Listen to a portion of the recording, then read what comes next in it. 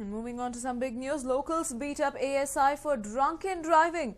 ASI Ishwarappa crashed into a car with his bullet. Ishwarappa allegedly assaulted the car owner and damaged the car. This is the big news that we are tracking at this point in time. Locals beat up ASI for drunken driving. ASI Ishwarappa crashed into a car with his bullet. Ishwarappa allegedly assaulted the car owner and damaged the car.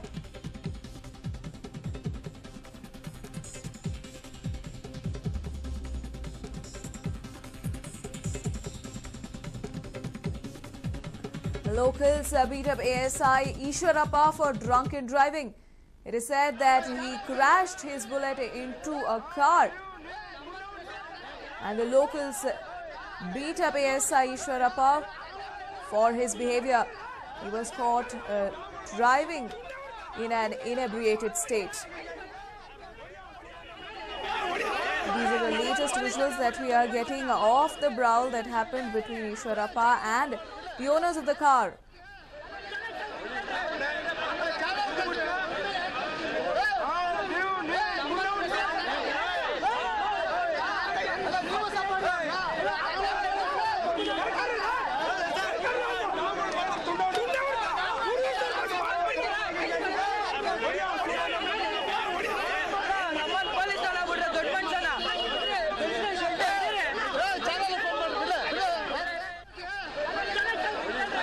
For more on this, I'm joined in by my colleague Akshita. Akshita, take us through what really happened at Malleshwaram. Well, Shruti, quite a bit of chaos being witnessed there. It is understood that a cop, the ASI of the Chamarajpet Traffic Police Station, was found to be indulging in drunken driving, something that he is possibly involved in controlling and checking other people for. Now, it is understood that he was riding his bullet in Malleshwaram. This is on 7th Cross, and he happened to crash into a car. Now, what made it worse was, Shruti, the fact that after crashing into the car, he tried to blame the car owner. The owner, who has been identified as Shanti Lal, got into a scuffle of sorts with this particular policeman, Ishwarappa. And Ishwarappa is said to have gotten off his bike and started abusing Shanti Lal. He didn't stop with that. He even got violent. He allegedly assaulted Shanti Lal and also went on to break the window panes of that particular car, damaged the car to a great extent, which is when locals came together. They realized, of course, that Ishwarappa was in an inebriated state, and they realized also that he is a policeman. Immediately, they continued to thrash him, keeping in mind the fact that he had attacked Shanti Lal, he had assaulted him. And soon after, of course, he has been taken into custody after the car owner, Shanti Lal, went ahead and lodged a complaint against him. We understand that Ishwarappa is currently undergoing a medical test where they're going to go ahead and confirm whether he was in a drunken state or not. But going by what the locals have stated, going by what the car owner, Shanti Lal, has also stated, it is very clear that Ishwarappa was in fact drunk and was riding back. And of course, this probably would have gone unnoticed if he had gone back smoothly, but he created quite a bit of galata. And what's worse, Shruti, is that despite it being his mistake, despite him going ahead and crashing into a car because he was unable to control his vehicle in his drunken stupor, he went ahead and assaulted the car owner, blamed him for the incident, and even went on to damage the car, which is what angered so many people, which is what angered the locals, and that's why they came to Shanti Lal's rescue. Currently, of course, Ishwarappa is undergoing a medical test, and post that confirmation whether in fact he does have alcohol in his body, whether he was in an inebriated condition, the cops will go ahead and take this forward. But even if he wasn't drunk, Shruti, even if he was very much in his senses, no doubt this is a sensational case, and we will be looking at action being taken against him despite that, keeping in mind the fact that he has assaulted a person and also gone ahead and created damage to Shanti Lal's car, Shruti. Well, Akshita, what kind of action can be expected against Ishwarappa if it is proven that he was in an inebriated state? Well, Shruti, there's no doubt, first of all, that he will be suspended from his duty. Second, also, of course, he could, in all likelihood, be booked for drunken driving once that is proved, of course, by the medical tests. And besides that, also with regards to the accident that took place, he will be booked for that and for assault.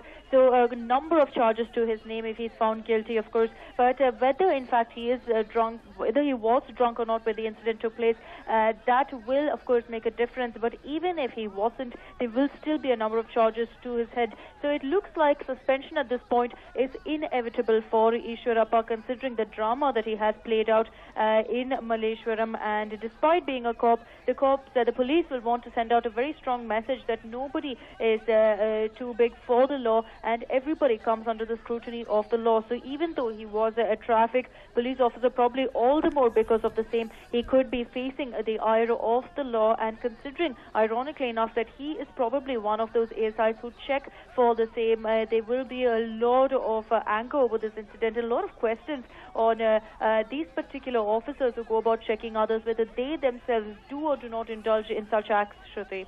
Well, thank you so much, Akshita, for joining in with all those details.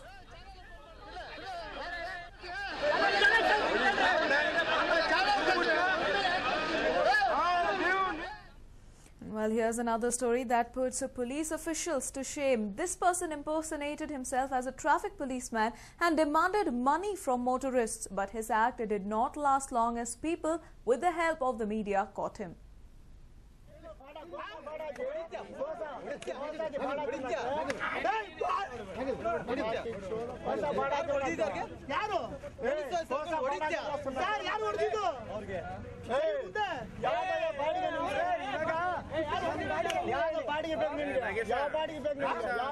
This man is pleading innocence, but the enraged mob is unwilling to listen to him.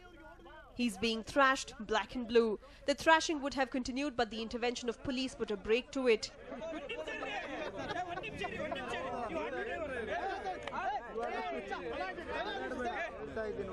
He is Fayaz, a resident of Yarab Nagar. He's an auto driver by profession. But why is he caught and thrashed? Well, we will tell you the story.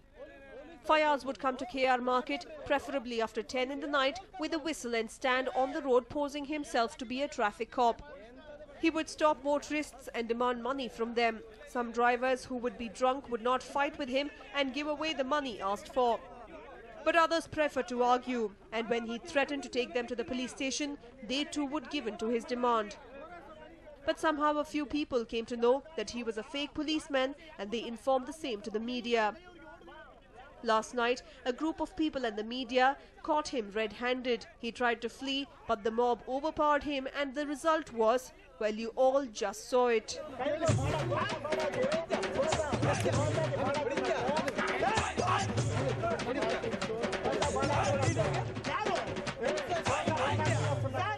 ಗಾಡಿ of ಆಗೋಯ್ತು running and of ಆಗಿದ್ದು ನಾವೇನು ಮಾಡಿದೆ traffic ತೊಂದರೆ ಆಗಿದೆ ಅಂತ left ಆಗಿದ್ರು ಗಾಡಿ ಅಣ್ಣವ್ರು ಬಂದ್ಬಿಟ್ಟು ಗಾಡಿ ಸೈಡ್ ಆಗಿದ್ರು ಬಾಪ್ಪ ಅಂದ್ರು ಏನಪ್ಪ ಅಂದೆ ನಾವು ಪೊಲೀಸ್ ಅವರಪ್ಪ ಬಾ ಇಲ್ಲಿ ನೀನು ಡ್ರಿಂಕ್ ಅಂಡ್ ಡ್ರೈವ್ ಕುಡಿದಿದ್ಯಾ ಬಂದ್ ಚೆಕ್ ಮಾಡಿದೆ ಸರಿ 300 ರೂಪಾಯಿ ಫೈನ್ ಆಗುತ್ತೆ ಕೊಡು ಇಲ್ಲ ಅಂದ್ರೆ ಗಾಡಿ ಹತ್ಕೊಂಡು ಸ್ಟೇಷನ್ ನಡಿ ಅಂತ ಇದ್ರು ಅವರು ಅಷ್ಟೊತ್ತಿಗೆ ನಮ್ಮ ಇನ್ನೊಬ್ರು ಇದ್ರು ಗಾಡಿಯಲ್ಲಿ ಕಸ್ಟಮರು ಅವ್ರನ್ನ ಕಳ್ಸಿದ್ದು ಇಲ್ಲಿಗೆ ಅವರು ನಾವು ಗಾಡಿಯಲ್ಲಿ ಹತ್ರ ಇದ್ರು ನಾವು ಸಾಮಾನು ಇತ್ತು ಗಾಡಿಯಲ್ಲಿ ಅಲ್ಲಿದ್ರು ಇಲ್ಲಿಗೆ ಬಂದ ಮೇಲೆ ನಮ್ಗೆ ಗೊತ್ತಾಯ್ತು ಇವರು ಪೊಲೀಸ್ ಅಲ್ಲ ಕಳ್ಳನ ಮಗ.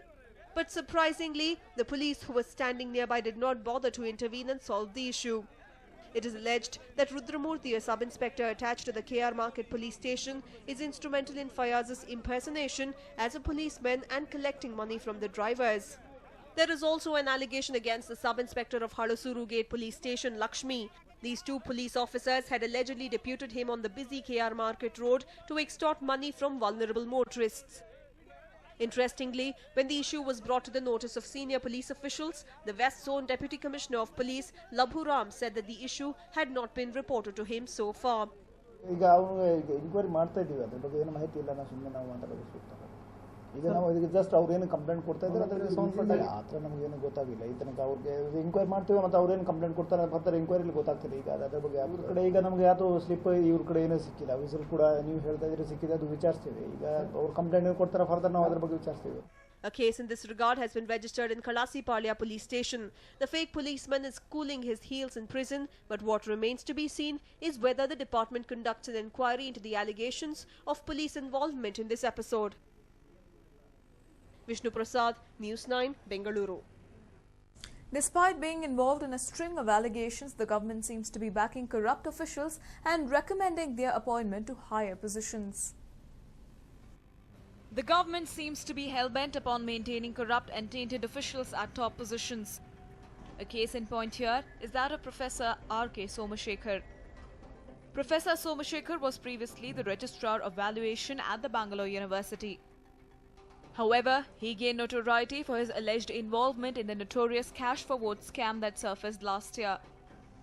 A committee headed by retired VC Professor Savadathi probed the irregularity and held him guilty of accepting bribe from students in exchange for increasing their examination scores. As a result of the committee's findings, he was replaced by Professor K. Ningegowda as a registrar. Despite that, the Chief Minister continued to support Somashekar.